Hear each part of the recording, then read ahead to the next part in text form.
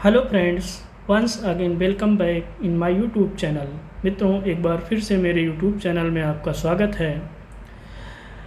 आज हम एक इंग्लिश में लिखी हुई स्टोरी को पढ़ेंगे और उसका हिंदी में रूपांतरण करेंगे और इसी के माध्यम से अपनी अंग्रेजी इम्प्रूव करेंगे। इसमें कुछ डिफ़िकल्ट अंग्रेजी के वर्ण हैं जिनका हम सिनोनिम्स भी जानने की कोशिश करेंगे और इसी के साथ अपनी इंग्लिश को इम्प्रूव करेंगे। Okay friends, will start the story. Okay, सर्वप्रथम देखेंगे कि जो उसका शीर्षक है स्टोरी का वो ये है, the ant and the grasshopper. The ant का मतलब होता है चींटी एंड द ग्रासहॉपर का मतलब होता है टिड्डा। सामान्य रूप से टिड्डा जो खेतों में होता है हरे कलर का होता है, एक थोड़ा सा बड़ा कीड़ा टाइप होता है, उसे टिड्डा कहेंगे। और आंट तो सभी लोग जानते हैं, चींटी को आंट कहते हैं। In a field one summer's day a grasshopper was hopping. Field का मतलब होता है क्षेत्र। सामान्य रूप से अगर हम इसको समझें कि ये फील्ड किस प्रोस्पेक्ट पे कहा गया है, तो ये फील्ड खेतों के बारे में डिनोट करता है, यानी एग्रीकल्चर फील्ड के बारे में ये फील्ड दर्शाता है जो स्टोरी में मेंशन किया गया है। वन समर माने गर्मी का महीना था, गर्मी का दिन था। वन समर डे यानी एक गर्मी के दिन में एक ग्रासहॉपर वाज होपिंग अबाउट। अब इसको समझेंगे। इन अ फील्ड, एक क्षेत्र में यानी कृषि क्षेत्र में या एग्रीकल्चर फील्ड में या कृषि के मैदान में एक समर यानी गर्मी के दिन में ग्रासहॉपर वाज होपिंग। होपिंग का जो शब्द होता है, होपिंग का जो अर्थ होता है, होपिंग मतलब होता है कूदना, जंप करना। होपिंग जंप कर रहा था।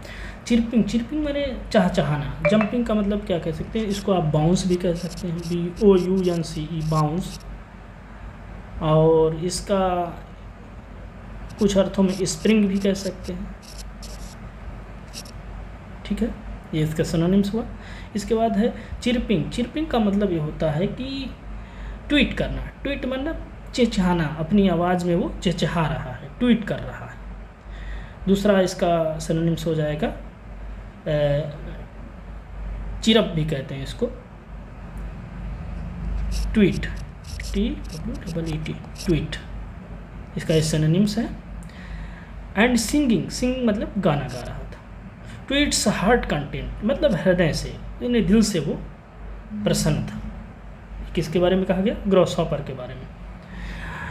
N ant passed by bearing along with great effort an ear of corn he was taking to the nest।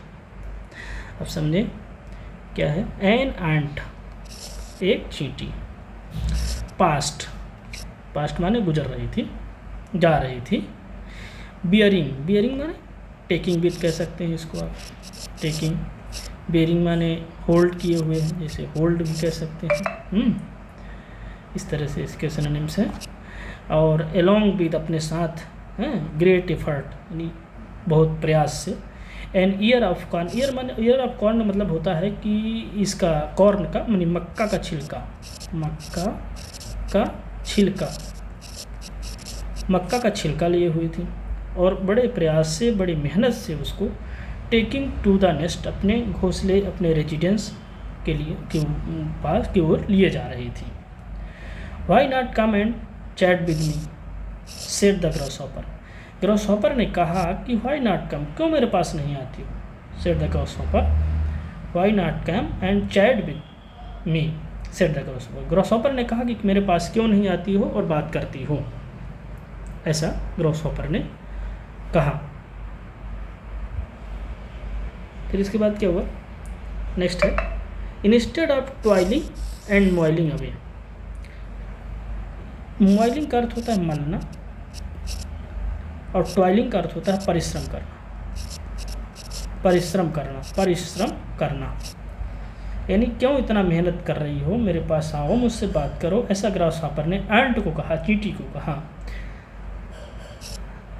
अब फिर क्या होगा, आई एम हेल्पिंग टू ले अप फूड फॉर विंटर। ये चीटी ने कहा, चीटी यानी अंट ने कहा कि आई एम हेल्पिंग टू ले up food for the winter, यानी मैं विंटर यानी गर्मी, विंटर ठंड के लिए, चूँकि समर का मौसम था तो वो उसका कहना है कि ठंड के लिए, समर के लिए, फॉर द कोल्ड सीजन कह सकते हैं, कोल्ड सीजन के लिए ये इकट्ठा कर रही है फूड, ऐसा उसने ग्रॉसहॉपर से बोला। सेड द आंट ने कहा, and recommended you to do the same. Recommended जैसे रिकमेंडेड माने अनुशंसा करती हूँ या कहती हूँ या आपको सलाह देती हूँ, रिकमेंड का ये मतलब होगा, to you do the same, तुम भी यही चीज़ करो, ऐसा चीटी ने कहा ग्रॉसहॉपर से।